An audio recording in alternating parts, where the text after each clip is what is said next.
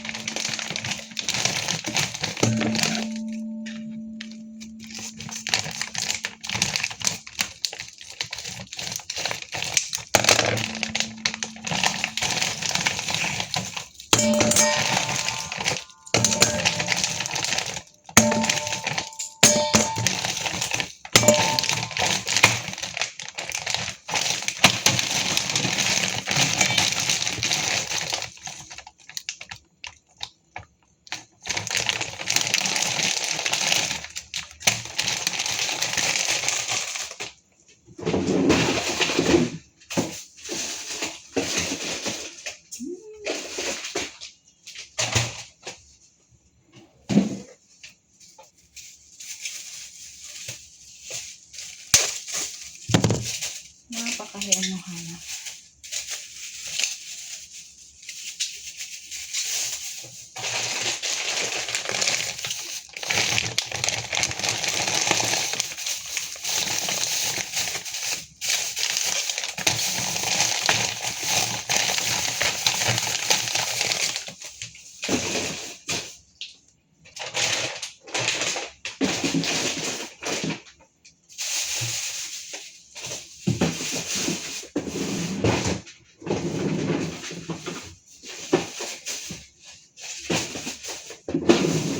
Yan.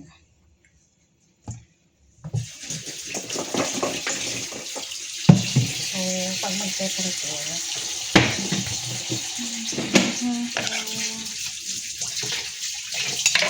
ito mamaya, yan ganito. So, ito muna, marami tayong gawa. Ayan, o, di ba? Bababad muna natin to. Babad muna. Tapos, ang ilalagay natin dyan mamaya ito. Ito siya. Yan. Yan ang ilalagay natin. So, ibababad mo muna natin to. So, iyon lamang guys. So, mamaya, check na lang sa video kung anong pang mga basta ito kasi syempre frozen yan. Kailangan muna natin itong ibabad. Kasi pagka hindi ba yan babad, ano siya, malangsa. Parang pag niluto mo siya, parang amoy frozen or lasang frozen. Kaya ito talaga kailangan to ibinababad muna. So, ayan. Babad muna ang frozen. Ito lang, ganito. Susunod na video yung ano ko sa inyo.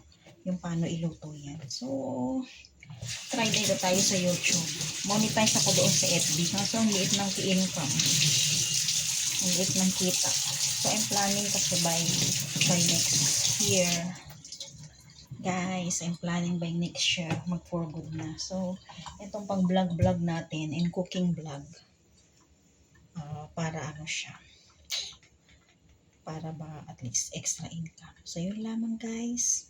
Thank you for watching. Sana support nyo yung video vlog ko. Hindi siya medyo maayos-ayos na syempre katulad ng iba. So, ayan. Tulungan nyo lang ako. Thank you and God bless sa inyong lahat.